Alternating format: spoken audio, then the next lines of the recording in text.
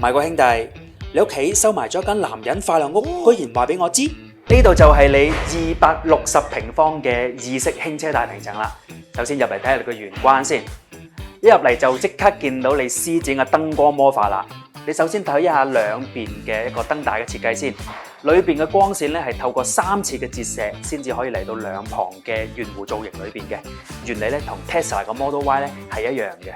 再過嚟睇下你個玄關嘅換鞋區啦，你有冇發現同火車廂嘅設計係相當之類似咧？尤其是係呢一張藍色嘅靠背座椅係咪？係啦，咁啊喺右邊咧就係你個一門到頂嘅收納櫃，從款式啊線條上邊嚟講咧都係非常之唔錯嘅。喺最左邊咧就係一個大嘅收納櫃啦，你嘅高爾夫球桿專屬嘅 VIP 位啦，同埋啲次乾淨嘅外套咧都可以擺喺呢邊，咁就唔使拎入去個主人房啦，同其他乾淨嘅衫咧撈埋一齊嘅。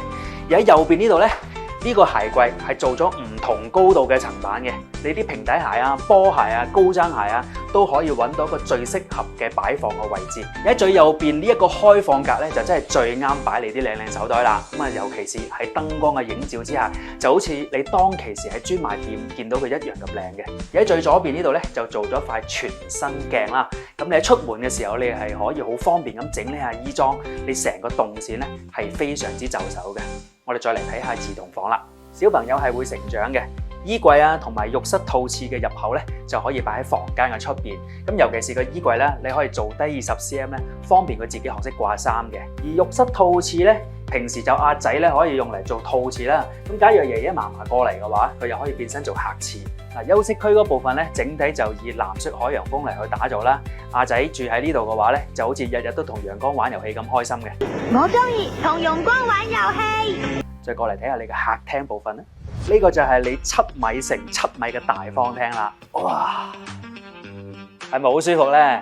嗱，另外我想講咧，你揀呢一個淺色嘅真皮梳化啦、灰色嘅地氈啦、深色嘅茶几，同埋你後邊呢個開放嘅書櫃，呢種深淺顏色啦，同埋唔同物料嘅碰撞，真係好有層次感同埋高級感嘅。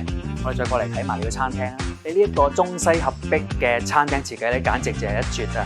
無論你想食中餐又好，西餐又好，係完全可以配合到你，有得揀先至係老闆啊嘛！呢個係一個餐到一體化嘅設計，咁無論你想整曲奇，又或者你想食西餐，都係非常之就手嘅。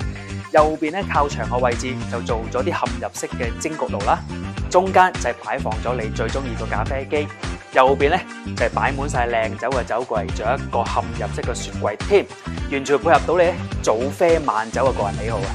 再過嚟睇埋你一個中餐台添，呢一個 size 咧，佢係同隔離呢個飄窗嘅窗台嘅闊度咧係完全一致嘅，擺喺呢個空間唔大唔細，比例啱啱好。你呢個餐邊櫃嘅設計咧，真係相當之有型嘅。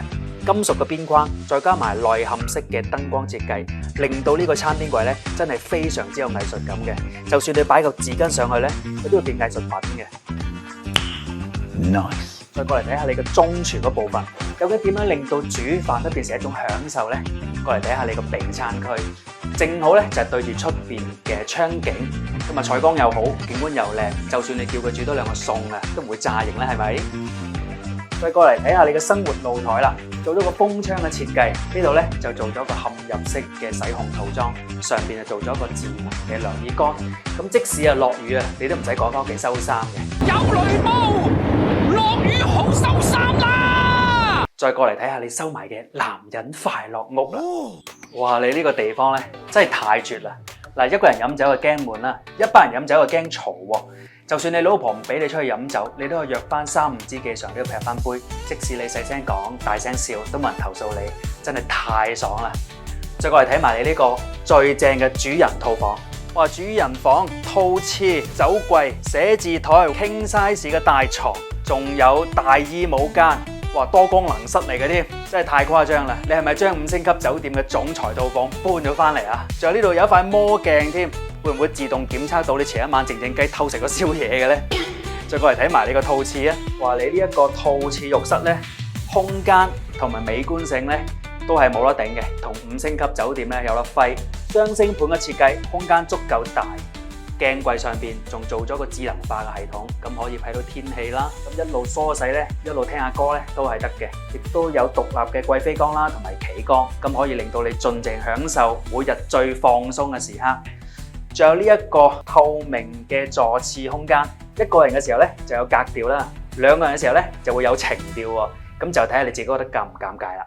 一個好嘅設計唔係令到你望上去佢有幾咁奢華，又或者有幾咁靚，而係佢會因應你個個人喜好同埋生活習慣嚟到去遷就你，真正做到為你而生。只有咁樣嘅裝修同埋設計，先至係呢間屋俾到你最大嘅溫柔。唔知道你又點睇咧？